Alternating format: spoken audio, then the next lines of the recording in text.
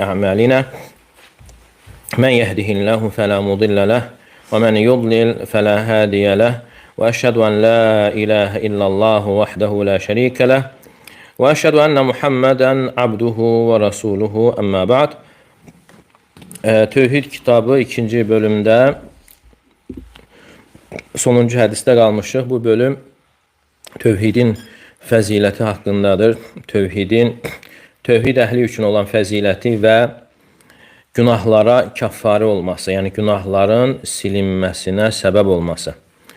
Və müəllif rahimehullah Ən'am surəsi 82-ci ayəni və bir neçə hədislər dəlil olaraq gətirmişdir və bu hədislərdən Tirmizdə keçən Ənəs radiyallahu anhudan rəvayət olunan hədisdir. Semi'tu Rasulullah sallallahu aleyhi və səlləmə yəqul, deyir ki, Peyğəmbər sallallahu aleyhi və səlləmin belə dediyini eşitdim. Qalallahu Teala, Allah Teala belə buyurur. Yəbnə Ədəm, ləv ətəytəni bi qurabil ardı xataya, thumma laqitəni la tuşriku bi şeyə lə ətəytukə bi qurabihə məğfirə. Ey Adəm evladı, əgər sən mənə tərəf yer dolusu günahlarla gəlsən, sonra mənə heç bir şeyi şərik qoşmadan qovuşsan, mənimlə qarşılaşsan, mən sənə tərəf yer dolusu məğfirətlə gələrəm. Yəni bu hədisdə 3 cümlə keçir. Sadəcə müəllif rahimehullah, yəni bu hədisin bu bölümə, yəni tövhidin günahların silinməsinə dəlil olan hissəsini gətirmişdir. Hədisin tam forması belədir. Ənəs radiyallahu anhudan Peyğəmbər sallallahu aleyhi və səlləm buyurur ki, Allah Teala belə buyurur. Yəbnə Ədəm, innəkə mə dəavtəni və rəcavtəni qafartu ləkə mə'lə mə kənə fikə və lə ubəli. Ey Adəm evladı, nə qədər ki sən mənə dua edirsən və mənə ümid edirsən və mən səni bağışlayaram. Yəni səndən olan əməlləri, günahları bağışlayaram, buna məhəl qoymaram. Yəbnə Ədəm, ləv bələğət zunubukə anənəs səmə, thumma istəğfərtəni qafartu ləkə və lə ubəli. Ey Adəm evladı, əgər sənin günahların buludlara qədər və yaxud göy üzünə qədər çatarsa, sonra məndən bağışlanma diləsən, mən səni bağışlayaram, məhəl qoymaram. Yəbnə Ədəm, innəkə ləv ətəytəni bi qurabil ardı xataya, thumma laqitəni la tuşriku bi şeyə lə ətəytukə bi qurabihə məğfirə. Ey Adəm evladı, əgər sən mənə tərəf yer dolusu günahlarla gəlsən, sonra mənimlə görüşdüyün zaman, mənimlə qarşılaşdığın zaman heç bir şeyi şərik qoşmadan qarşılaşarsansa, mən sənə tərəf bir yer dolusu məğfirətlə, bağışlama ilə gələrəm. Yəni bu hədis özündə məğfirətin, yəni bağışlanmağın 3 böyük səbəbini, yəni əsas səbəbləri, böyük səbəbləri əhatə edir. Onlardan birincisi ümidlə yanaşı duadır. Yəni insan dua edirsə, duanın qəbul olmasına ümid bəsləməlidir. Və həmçinin istiğfardır və üçüncü isə tövhiddir. İstiğfar bağışlanma diləməkdir və üçüncü tövhiddir. Və bunların içərisində, səbəblərin içərisində ən əzəmətli səbəb, yəni günahların bağışlanması üçün ən böyük, ən əzəmətli səbəb tövhiddir. Yəni tövhid kimi günahların bağışlanmasına səbəb olan başqa bir şey yoxdur. Bəli, digər əməllər də var, amma onların içərisində tövhid, la ilahə illallah və onu doğrultmaq, gerçəkləşdirmək ən əzəmətlisidir. Və həmçinin burada qeyd olaraq keçir ki, وَلَا حَظَّ لَهُ فِيهَا وَلَا نَصِيبٍ إِنْ مَاتَ عَلَى غَيْرِ التَّوْحِيدِ. Əgər insan tövhid üzərində olmazsa və tövhid üzərində yaşamazsa, onun məğfirətdən payı yoxdur. Çünki Allah Teala buyurur, İnna Allah la yaghfiru an yushraka bihi və yaghfiru ma dun zalika limen yasha. Allah Teala özünə şərik qoşanı bağışlamır və ondan aşağı olan günahları isə istədiyinə bağışlayır. Yəni şirkdən aşağı olan günahlar Allahın istəyi altındadır. İstəsə bağışlayar, birbaşa cənnətə girər, istəsə bağışlamaz və təmizləndikdən sonra, cəhənnəmdə yanıb təmizləndikdən sonra cənnətə girəcək. Yəni tövhid əhlinin məalı, yəni son dönüş yeri cənnətdir. Yəni tövhid bağışlanmanı əldə etmək üçün əsasdır, təməldir. Yəni tövhidsiz, yəni bağışlanma məsələsi yoxdur. Tövhid olmadan, yəni insanın əgər şirk üzərində ölərsə bağışlanmadan payı yoxdur. Yəni bu hədisin də bu bölümə dəlil olan hissəsi: ey Adəm övladı, əgər sən mənə tərəf yer dolusu günahlarla gəlsən, sonra şərik qoşmadan mənimlə qarşılaşarsansa, yer dolusu məğfirətlə sənə tərəf gələrəm. Yəni burada da tövhidin böyük fəziləti vardır. Yəni insanın yer dolusu günahlarla gəlməsi. Və həmçinin burada keçir ki, heç bir şeyi mənə şərik qoşmadan. Qeyri-müəyyənlikdə gəlir, ümumiliyi bildirir. Yəni insan heç bir şeyi şərik qoşmadan, yəni insan kiçik və böyük şirkdən uzaq olduğu halda Allaha qovuşarsa, Allah Teala onun digər günahlarını bağışlayar. Yəni yer dolusu məğfirətlə gələrəm. Və bu da sözsüz ki, tövhidin nə qədər əzəmətli olmasına, fəzilətinə və günahların kəffarı olmasına, yəni silinməsinə səbəb olduğunu bildirir. Çünki burada müəllif rahimehullah bölüm açarkən deyir ki, fadlut tevhid və ma yukaffiru minəz-zunub. Tövhidin fəziləti və tövhidin günahlara kəffarı olması. Elə bir ki, ümumilikdən sonra xüsusiliyi gətirir. Elə günahlara kəffarı olması da tövhidin fəzilətindən sayılır. Və bundan sonra müəllif rahimehullah hər bölümün sonunda məsələlər, elə bir ki, faydalar gətirir. Bu dəlillərdən çıxarılan birinci fayda odur ki, sə'atu fadlillah, yəni Allah Teala'nın lütfünün genişliyi, Allah Teala'nın fəzlinin, lütfünün genişliyi. Yəni bu hardan alınıb? Ləv əteytəni bi qurabil ardı xataya. Əgər sən mənə tərəf yer dolusu günahlarla gəlsən, lə əteytükə bi qurabihə məğfirə, mən sənə tərəf yer dolusu məğfirətlə gələrəm. Və bu da açıq aydın dəlildir Allah Teala'nın fəzlinin, fəzilətinin genişliyinə, lütfünün genişliyinə. Və həmçinin hədisdə digər lütf də və fəzilətlər də vardır. Hansı ki, müəllif rahimehullah onu bölümdə gətirmişdir. Və həmçinin faydalardan, bu dəlillərdən çıxarılan faydalardan Allah qatında tövhidin savabının çoxluğu. Allah qatında tövhidin savabının, mükafatının nə qədər çox olması. Çünki götürdüyümüz hədislərdə çoxlu növbə-növ fəzilətlər keçir, savablar keçir. Bütün bunların hamısı tövhidin fəzilətinin çoxluğuna və savabının böyüklüyünə dəlalət edir. Üçüncü fayda isə təkfiruhu ma'a zəlikə liz-zunub və bununla yanaşı günahları silməsi. Yəni tövhidin savabının, mükafatının çox olmasıyla yanaşı günahları da silməsi. Sözsüz ki, bu böyük fəzilətdir. Günahların silinməsi. Mən mətə və huvə la yüşriku billah. Yəni kim Allaha şərik qoşmadan, şərik qoşmadığı halda ölərsə, heç bir şeyi. Thumma laqidan la tushriku bi şey'a. Yəni hədisdə keçir ki, heç bir şeyi mənə şərik qoşmadan mənə qovuşsan, la ataytuka bi qurabiha məğfirə, yer dolusu məğfirətlə sənə tərəf gələrəm. Və bu da tövhidin əzəmətinə, fəzilətinə dəlalət edir və həmçinin günahlara kəffarə olmasına. Dördüncü fayda isə Ən'am surəsi 82-ci ayənin təfsiri. Bu ayədə Allah Teala buyurur ki, "Ellezine amenu ve lem yelbisu imanahum bi zulmin ulaika lahumul amnu ve hum muhtedun." O kəslər ki, iman gətirərlər və iman gətirdikdən sonra imanlarına zülm qarışdırmazlarsa, onlar üçün əminlik vardır, əminamanlıq vardır. Vahum muhtedun və onlardır muhtedunlar, yəni hidayət üzərində olanlar. Həqiqətən bu ayə əzəmətli ayədir və bunun təfsiri bundan öncə keçdi.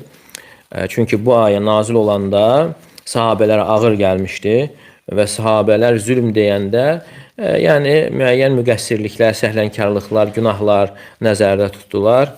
Və dedilər ki, eyyünə ləm yazlim nəfsə, ey Allahın Rasulü, yəni bizdən kimdir özünə zülm etməyən? Yəni hər kəsdə müəyyən müqəssirlik, xata olur. Onda Peyğəmbər sallallahu aleyhi və səlləm buyurur ki, leysəl-ləzi tədhəbunə ilə, yəni bu sizin başa düşdüyünüz zülm deyil. Ələm təsməu qavləl abdis salih. Məgər siz salih bəndə Loğmanın sözünü eşitmədinizmi? İnnə şirkə lə zulmun azim. Həqiqətən şirk ən böyük zülümdür. Deməli, burada ayənin mənası necədir?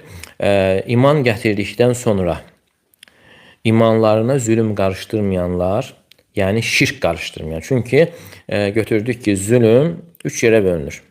İnsanın özü haqqında etdiyi zülüm günahlardır, müqəssirlikdir. Yəni sahabelər bunu başa düşmüşlər.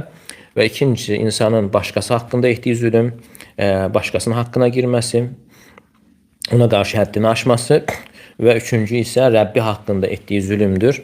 O da şirkdir. Və burada ümumi gəlməsinə baxmayaraq nəzərdə tutulan xüsusi zülüm, yəni şirkdir. Yəni iman gətirdikdən sonra, la ilahə illallah Muhammedur Rasulullah şəhadətini gətirdikdən sonra, yəni heç bir şirk etməyənlər üçün bu hədiyyələr vardır. 4 dənə hədiyyə var burada. 4 dənə fəzilət. Birincisi əminamanlıq dünyada, yəni dünyada əminamanlıq. İkincisi axirətdə əminamanlıq. Üçüncüsü dünyada hidayət. Dördüncüsü axirətdə hidayət. Deməli, birinci dünyada əminamanlıq, yəni tövhid əhli olan kəs dünyada, yəni qəlbi rahat olur, əminlik içərisində olur, qəlbdən qorxular çıxır və həmçinin cəmiyyət olaraq tövhid cəmiyyəti əminamanlıq içərisində olur, qorxudan uzaq olur. Yəni əminamanlığı sərtliklə, güclə yaratmaq mümkün deyil. Əminamanlıq tövhidlə hasıl olur. Çünki əminamanlığın məsdəri qaynağı tövhiddir. Yəni insanlar nə qədər la ilahə illallah Muhammedun Rasulullah şəhadətini gerçəkləşdirərsə, onun tələb etdiyini yerinə yetirib, onun çəkindirdiyindən çəkinərlərsə, bir o qədər insan özü özlüyündə əminlik içərisində olur və həmçinin cəmiyyət olaraq da əminamanlıq içərisində olur. Və ikinci hədiyyə axirətdə əminamanlıq içərisində olacaqdır.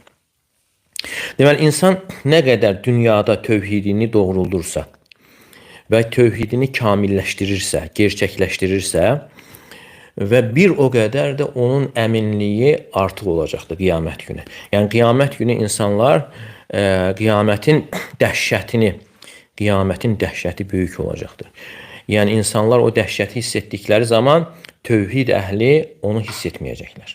Deməli, onu hiss etməməsinə səbəb nədir? Dünyadakı tövhididir. Allah Teala Ənbiya surəsində buyurur: "İnnellezine sebaqat lehum minnel husna ulaika anha mubadun." Yəni o kəslər ki, onlar üçün öncədən gözəllik, gözəl sonluq və cənnət yazılıb, onlar cəhənnəmdən uzaq tutulacaqlar. La yesmaun hasisaha. Onlar cəhənnəmin uğultusunu belə eşitməyəcəklər. La yahzunuhumul faza'ul akbar. O ən böyük qorxu, o dəhşət onları məhzun etməyəcəkdir, kədərləndirməyəcəkdir. Yəni, insanlar hamısı qorxu içərisində olduğu zaman tövhid əhli onu hiss etməyəcəkdir. Həqiqətən, yəni o günün dəhşəti böyükdür. Hətta hədisdə gəlir ki, Peyğəmbərimiz sallallahu aleyhi və səlləm buyurur ki, Rəbbimdir o günü qəzəblənəcəkdir. O günə qədər elə qəzəblənməmişdir, o gündən sonra da elə qəzəblənməyəcəkdir. Bu, axirətdə olan əminamanlıqdır. Və üçüncü hədiyyə bu ayədən alınan. Gör, nə qədər tövhid əhli üçün fəzilətdir. Fəzilətləri bilmək faydası odur. İnsan fəzilətini biləndə o əməli daha yaxşı öyrənməyə və daha yaxşı yerinə yetirməyə çalışır. Deməli, üçüncü hədiyyə hidayətdir. Deməli, insan la ilahə illallahı gerçəkləşdirdiyinə görə, doğrultduğuna görə, düzgün anlayıb əməl etdiyinə görə hidayət üzərində olur. Yəni Allah Teala o insana haqqı haqq olaraq göstərir, haqqa müvəffəq edir. Batili batil kimi göstərir və batildən uzaq tutur. Deməli, bu nədən asılıdır? İnsanın tövhidi insan gerçəkləşdirdikcə hidayət də artır. Və möminlər, yəni möminlər də fərqlidir. Yəni möminlər, tövhid əhli də öz aralarında fərqlidir. Yəni onlardan hansı tövhidi daha çox gerçəkləşdirir və hidayətinin də daha çox olmasına səbəb olur. Yəni, bəzən görürsən insan, yəni elementar bir şey görə bilmir. Deyirsən, bu belədir, bu tövhiddir, bu şirkdir, yox, bu şirk deyil. Burada problem yoxdur. Və yaxud da tövhidi əksinə görür. Şirki tövhid, tövhidi şirk görür və yaxud da bidəti sünnə, sünnəni bidət. Yəni bütün bunlar boş yeri deyil. Görürsən insanın əslində problem olduğuna görə, la ilahe illallah Muhammedun Rasulullah şəhadətini insan düzgün anlamadığına görə ondan sonra digər məsələlərdə, hidayət məsələlərində artıq insan görə bilmir. Deməli, görməsi üçün insan əsas fundament, əsas təməl, bünövrə düzgün olmalı. Düzgün olandan sonra insan gerçəkləşdirməli. Gerçəkləşdirdikcə, yəni Allah Teala elə bilir ki, onun hidayətini artırır və artıq görə bilir. Fitnələr baş verir, görsən ayıra bilir. Yəni Allah Teala o hidayət səbəbilə ailə bu fitnədə uzaq olur, çəkinir və ya digər məsələlərdə yəni haqqa müvəffəq olur. Həm görür və həmçinin müvəffəq olur və həmçinin batili görür və çəkinir. Və əgər insan özündə də hiss edərsə, yəni görə bilmirsə, müvəffəq ola bilmirsə, demək bilsin ki, artıq tövhiddə problemlər ortaya çıxıb. Və dördüncü hədiyyə isə, bunu da götürmüşdür, dördüncü hədiyyə axirətdə olan hidayətdir. Axirətdə olan hidayətdir. Deməli, tövhid əhli axirətdə də hidayət üzərində olacaqdır. Yəni, kimsə deyə bilər ki, axirətdə hansı hidayət ola bilər? Çünki insan dünyada, həyatda ikən mükəlləfdir. Öləndən sonra insan mükəlləf deyil. Yəni, hansı hidayətdən danışılır? Amma ayəyə baxdığımız zaman, ayə bildirir ki, öləndən sonra hidayət var. Muhammed surəsində Allah Teala buyurur, "Ellezine qutilu fi sabilillahi falan yudilla a'malahum." O kəslər ki, Allah yolunda öldürülüblər, Allah Teala onların əməllərini zay etməyəcəkdir, əvəzsiz qoymayacaqdır. Səyəhdihim, onları hidayət edəcək. Deməli, Allah Teala nə vaxt hidayət edəcək? Öldürüləndən sonra, ölümdən sonra hidayət gəlir.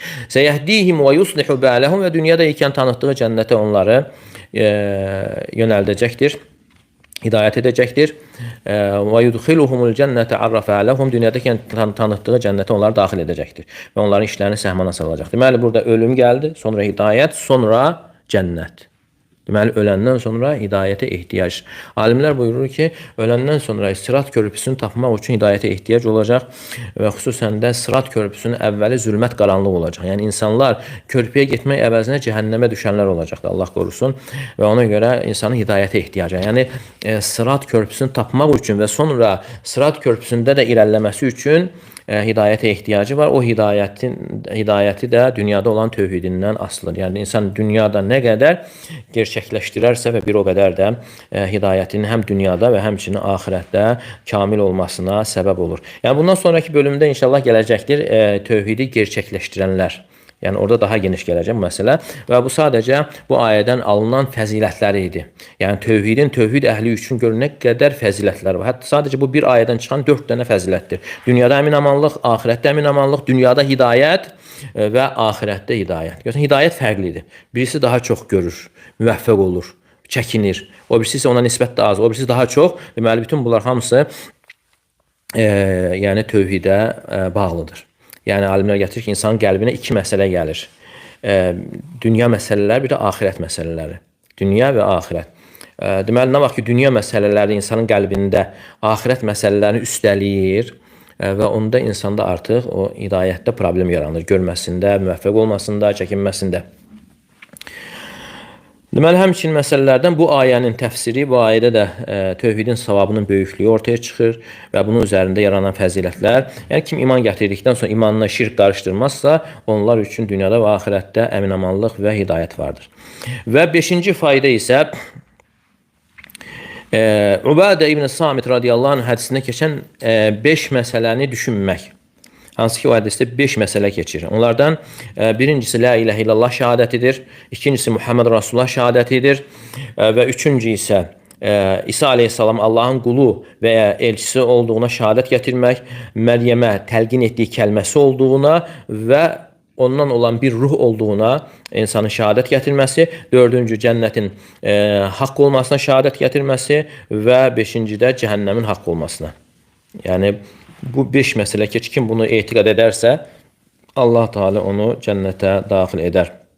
Və bu 5 məsələdə, yəni əqidənin əsaslarını özündə əhatə edir.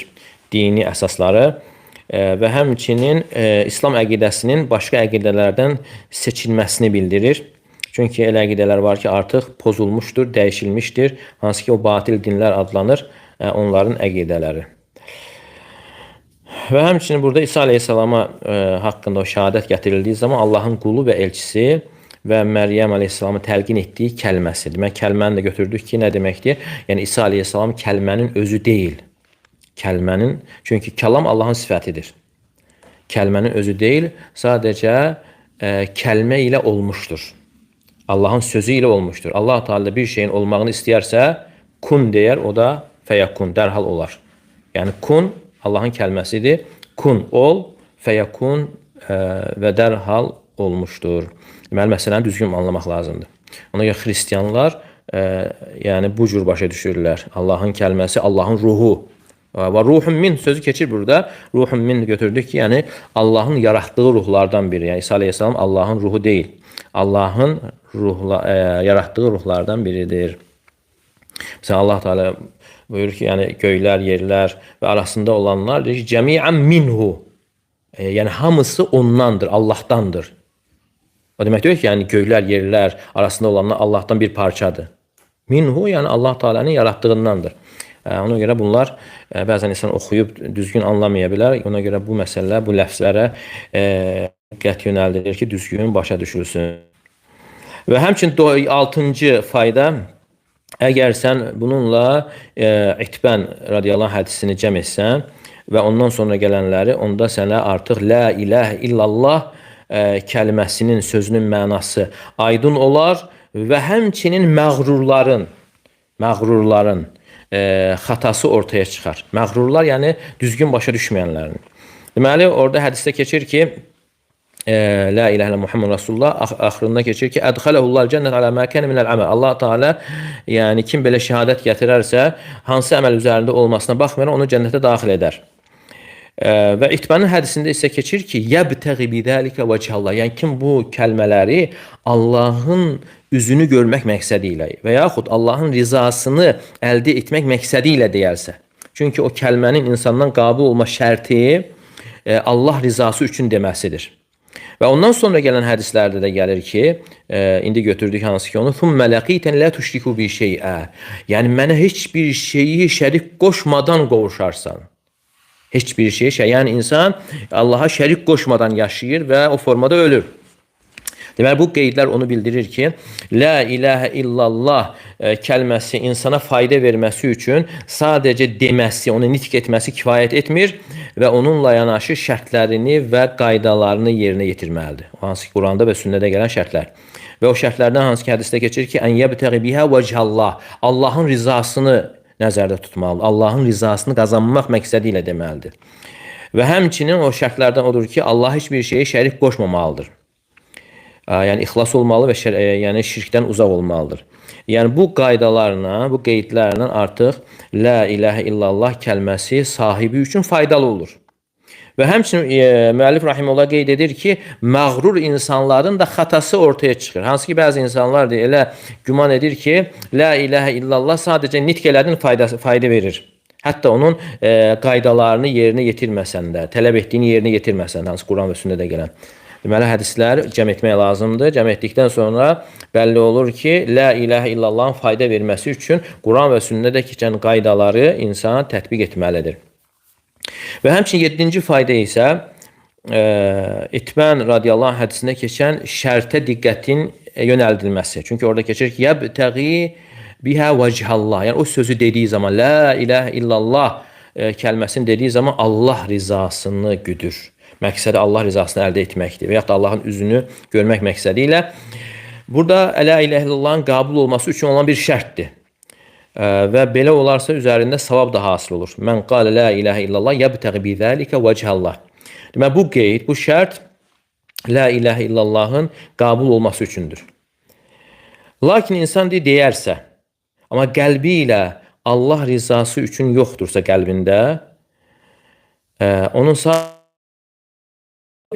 fayda vermir.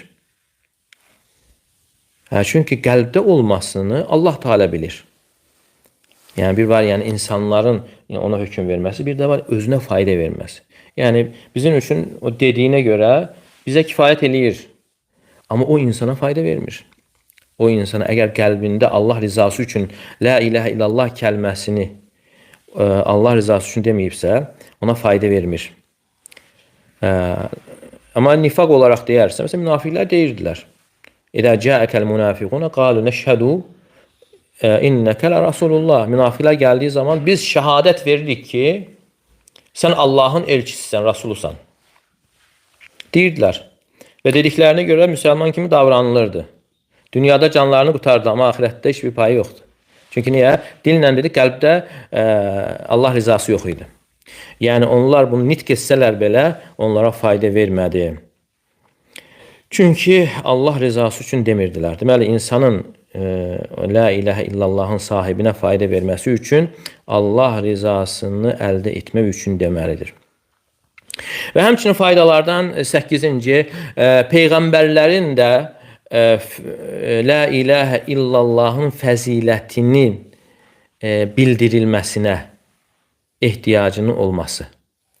Bu hansı hədisdən götürür? Musa aleyhissalamın hədisində. Musa aleyhissalam deyir ki, ya Rab, mənə belə bir şey öyrət ki, onunla səni zikr edeyim, onunla səni çağırım, dua edeyim. Və Allah Teala buyurur ki, sən la ilahə illallah de.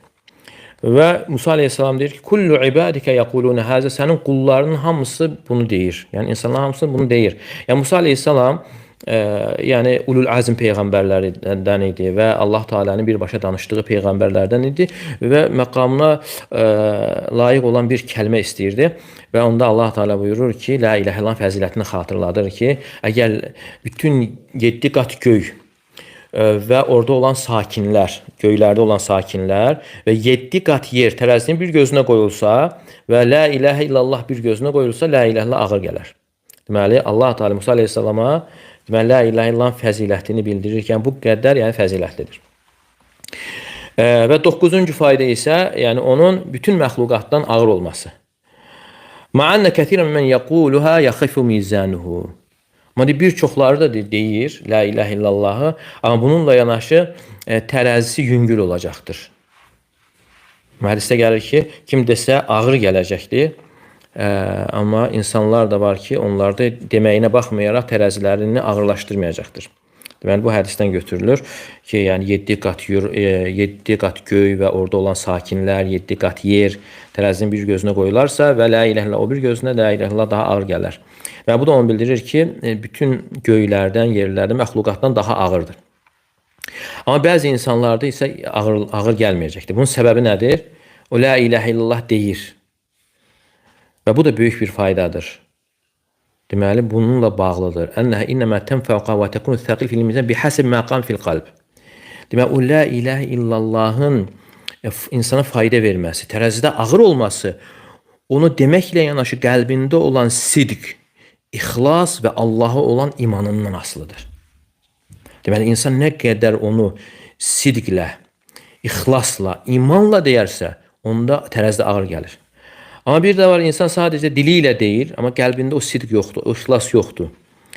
Və yaxud da digər qəbul olması üçün şərtlər yoxdur.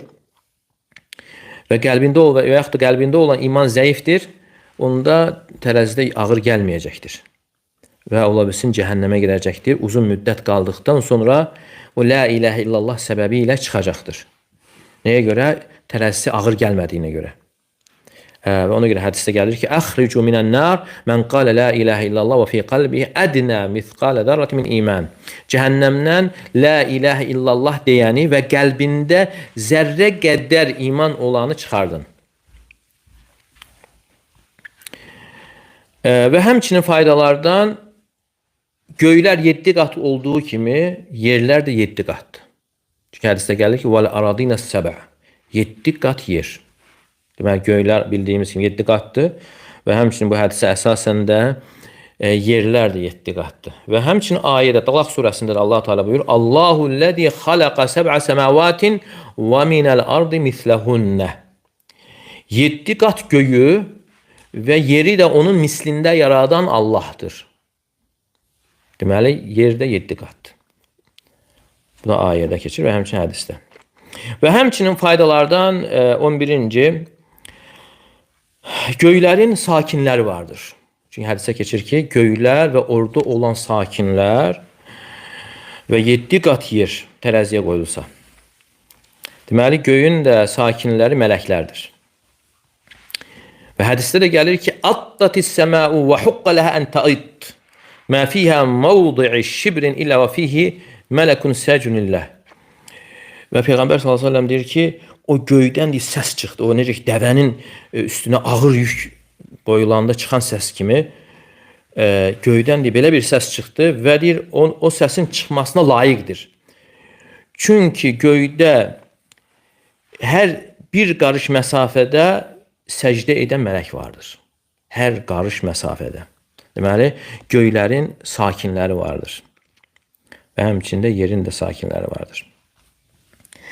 12-ci fayda isə sifətlərin isbatı, yəni Allahın sifətlərinin isbatı əşarilərə əksinə olaraq, əşarilərin əksi olaraq və bəzi nüsxələrdə isə inkarçıların əksi olaraq, hansı ki, burada gələn hədislər Allahın sifətlərini inkar edənlərə rəddiyədir. İstəyir tam şəkildə inkar edənlər olsun, elələr var tam şəkildə inkar edir və bəziləri əşarilər kimi təvil edirlər, yozurlar, uzaq təvillər və nəticə baxımından da gəlib elə sifətlərin inkarına çıxardır.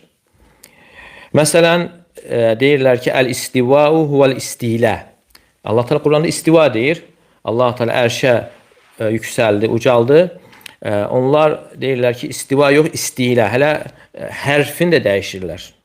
Ləfz olaraq hərfini də dəyişirlər, istilə. Yəni deyirlər ki, istiva ucaldı yox, hökmü altına aldı. Ona görə görürsən özlərinə görə tənzih etmək üçün, Allah Teala'nı paklaşdırmaq üçün sözlər çıxardılar, amma görürsən ki, əksinə olur. Yəni onda elə çıxır ki, Allah Teala hökmünü aldı, əvvəl başqasının hökmündə idi, sonra Allah Teala ondan götürdü, hökmünü altına aldı. Ona görə belə təvillər artıq bunu inkar etmək deməkdir. Və yaxud da deyirlər ki, Allah Teala'nın razılıq sifəti var, razı qalmaq. Deyirlər ki, iradətul in'am. Nemət verməyi istəmək deməkdir. Razılıq yox, onu isbat eləmirlər, onu yozurlar ki, nemət verməyi istəyir. Deməli, bunun xülasəsi də odur ki, razılıq sifətini də artıq inkar etmiş olurlar. Deməli, sifətləri təvil etmək, yozmaq, mənalarını çevirmək, o elə inkar sayılır. Və burada gələn hədislər də artıq Allah Teala'nın sifətlərini isbatı keçir, inkar edənlərin əksi olaraq, necə ki, Əbu Səid Əl-Xudri hədisində keçir, min ithbatil qavli ilə Allah Teala'nın deməsi, sözü, qalallahu ya Musa, Allah Teala dedi. Və həmçinin Allah Teala'nın üzünün isbatı, yəbtəği bidəlikə vəcəhallah, o la ilahe illallah kəlməsini dediyi zaman Allahın üzünü görmək məqsədi ilə deyir. Və sələflər bu mənanı da verir, Allahın razılığı mənası, amma eyni zamanda Allahın üzü də isbat olunmalıdır. Çünki bu gəlib, Quranda gəlib, hədislərdə gəlib. Və həmçinin faydalardan 13-cü, əgər sən Ənəs radiyallahu anh hədisini bilsən, onda bilərsən ki, İtbənin hədisində keçən فَإِنَّ اللّٰهَ حَرَّمَ عَلَى النَّارِ مَنْ قَالَ لَا إِلَهَ إِلَّا اللّٰهِ يَبْتَغِي بِذَٰلِكَ وَجْهَ اللّٰهِ Allah Teala cəhənnəmə haram etmişdir. Allahın üzünü görmək, yaxud rızasını qazanmaq məqsədi ilə La ilahe illallah kəlməsini söyləyənə. Onda bilərsən ki, ənəhu tərkuş şirk, yəni bu şirkin tərk olunmasıdır. Sadəcə dillə deyilməsi deyildir. Deməli, sən də Ənəs radiyallahu anh hədisini bilsən, hansı ki, Ənəs radiyallahu anh hədisində keçir ki, qudsi hədisdir, ilahi hədisdir. Ey Adəm övladı, əgər sən mənə tərəf yer dolusu günahlarla gəlsən və heç bir şey mənə şərik qoşmadan mənə qoşsan, mən sənə tərəf yer dolusu məğfirətlə bağışlama ilə gələrəm. Və burada keçir ki, qeyd olaraq, lə tüşriku bir şeyə, mənə heç bir şeyə şərik qoşmadan. Və həmçinin burada keçən məğfirət də hədisdə qeyd olunmuşdur. Hansı qeydlə əldə olunur? Mənə heç bir şeyə şərik qoşmadan. Əgər heç bir şeyə şərik qoşmasa, onda məğfirət hasil olur. Və həmçinin Ənəs radiyallahu anh hədisində keçən فَإِنَّ اللّٰهَ حَرَّمَ عَلَى النَّارِ مَنْ قَالَ لَا إِلَهَ إِلَّا اللّٰهِ Allah Teala cəhənnəmə haram etmişdir La ilahe illallah kəlməsini Allahın rızasını qazanmaq məqsədi ilə deyənə. O da deməkdir ki, şirki tərk edərək. La ilahe illallah deyir və şirki tərk edərsə Allah Teala cəhənnəmə onu haram etmişdir. Deməli, bu artıq onu bildirir ki, yəni bunun həqiqəti, la ilahe illallah həqiqəti şirki tərk etmək də olur. Sadəcə dillə deyib sonra insanın şirkə getməsi ilə yox. Və yaxud da mücərrəd dili ilə deməsi ilə yox, onun həqiqəti sözlə yanaşı insan şirki tərk etməli, şirkdən uzaq olmalı və ibadətdə Allahı təkləşdirməlidir. 14-cü məsələ təəmmülül cəm beynə kavni İsa və Muhammed abdeylə və rasuleyhi. Və burada İsa aleyhissalamla Muhammed sallallahu aleyhi və səlləmin qul və rasul olmasının cəm olması. Və hədisdə keçir ki, insan şəhadət gətirərsə, Muhammed sallallahu aleyhi və səlləm Allahın qulu və elçisidir və İsa aleyhissalam da Allahın qulu və elçisidir. Və burada həm qulluq keçir, qul və risalət keçir. Yəni, necə ki, Peyğəmbər sallallahu aleyhi və səlləm haqqında da, İsa aleyhissalam haqqında da eyni şey keçir. Allahın qulu və elçisidir. Yəni, bu da orta yoldur. Yəni, qul dediyimiz zaman, yəni artıq ifratın qarşısı alınır. Çünki xristiyanlar İsa aleyhissalamı ilahlaşdırırlar. Allaha aid olan bir şeyi ona verirlər. Amma deyəndə ki, quldur. Quldursa qul ibadət oluna bilməz.